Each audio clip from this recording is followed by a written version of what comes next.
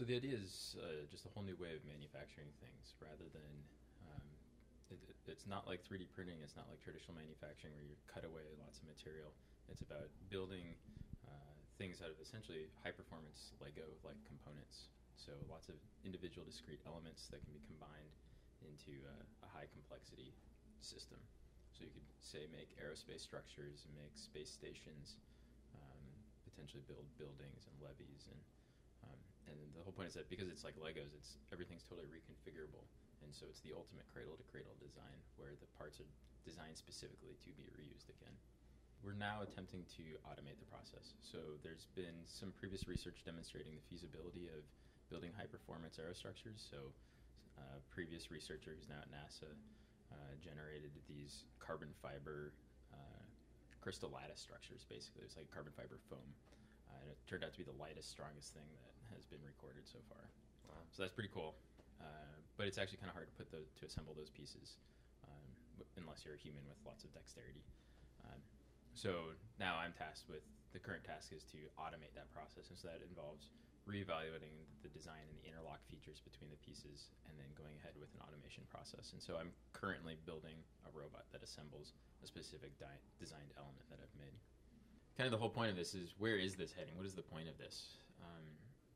We need scalable manufacturing, we need sustainable manufacturing, and this idea of designing the part specifically to be reused really does give you this ultimate sustainability where your parts are just reused. You don't have to make new ones. You can just reconfigure the use case. And if you can automate it, it's all about, like at IDEO, it's all about design thinking. It's about essentially putting intent into what you are actually making. And so the intent is to automate the process and be able to reuse the individual elements in the process so you can build without scale.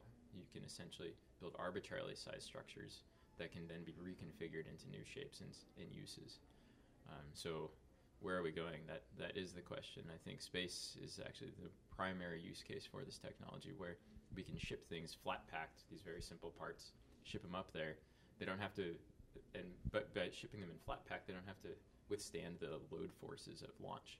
So at launch, there's huge accelerations and vibrations, and it tears things apart. And most things that go into space, satellites, all these things, they have to withstand the launches of the launch loads.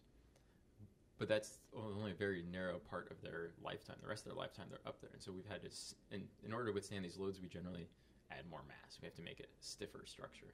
And so we're having to send all of this material up there just so it can survive launch. But if we don't assemble it till we get there, then we can have a much better use of materials, and it's a lot cheaper to send things up there. And oftentimes there's a certain lifetime to how long a space station is going to survive up there.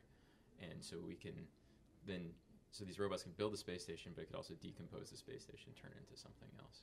Or it can build giant radio telescopes to look further and further away. I mean, that's a big thing, is the cost of aperture. Like, what is your aperture size where you can collect the radio waves, and why not have robots autonomously doing that?